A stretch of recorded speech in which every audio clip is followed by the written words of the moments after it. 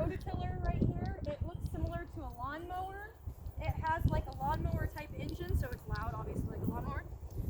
It has fuel. It's got gasoline in here. That's if you're gassing. There's an on-off switch right here. The reason I switch the off when it's in there is I don't want gasoline leaking into my garden beds. So we always shut this off when we're not using it. There's also this right here, which says run on that side and choke on this side. What would you use a choke for? Give me more. Why would I want to use a choke? What do you use choke for in a small engine? You may know? So if I try to start this and it's cold, what will it do? It might die out, right? It doesn't have enough gasoline. It doesn't have enough fuel to keep it going. So for me to give it choke, when we want to give it extra gasoline to get started and keep running. So we're giving it extra gasoline, okay? Then once it's going and it's running, I can turn the choke back down to run once it's going and it's warm. So it'll start on run if it's warm, but if it's when you first go to pull your lawnmower cord and it's like and it doesn't want to go, you have to give it choke. Same thing with like a chainsaw or a weed whacker. Anything with a small engine, they have a choke on it. So you'll use the choke when you first are starting something up that hasn't been started in a long time.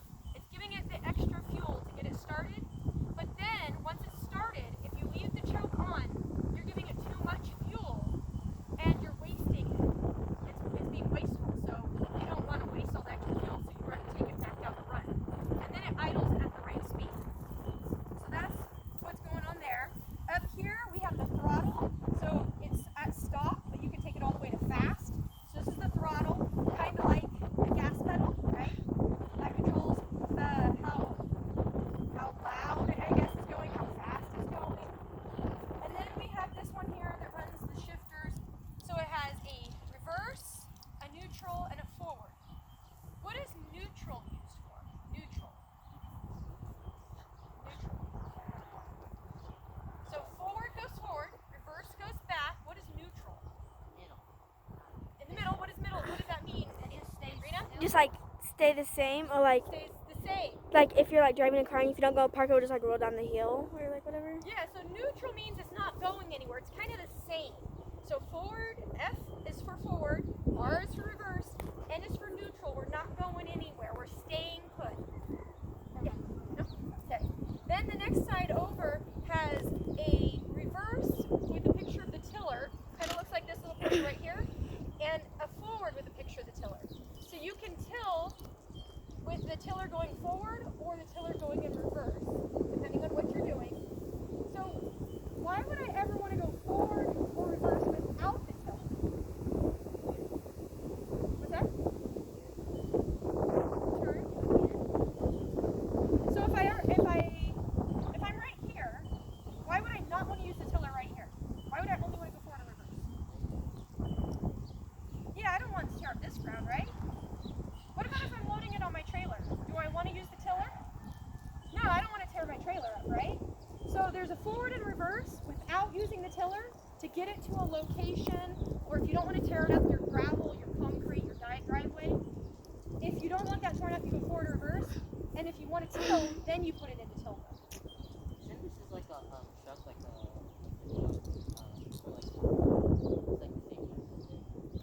Yeah, there's some of the same parts on a farming truck. It just depends on which piece of equipment you're driving. So this one's kind of like self-propelled, like it goes on its own because the tiller will make it go forward. So the tiller part is this right here. This is the part that spins these little metal blades. If your foot goes under there or your hand goes under there while it's tilling, it's going to snap it off or break it. It's really, really dangerous because these are big, sturdy pieces of metal and they spin, and if you get caught in that, you're going to get hurt pretty bad. So it's not anything to play with because you have to be careful, and they're sharp, so they can definitely cut you. So this flap is the safety flap that stays down so that I don't go and get my foot stuck up under it. Okay? So you always want that safety flap down. This controls if it goes up or down. If want it near the surface more. In the garden, we want it down pretty deep, so I've got it set to go in there pretty deep, okay? And then this right here controls me going forward or back, or the forward throttle. Any questions about that? Everybody good with that? So we did the first 3 beds already. We rototilled them, and then we have to go back through and pull all the weeds out, because otherwise they could just regrow. So we'll take rakes, level it all out, pull all that loose weeds out of there, and smooth it over, so then we can start putting our plants in there next week or next couple weeks. Okay? Good? All right, let's go see our plants in the greenhouse.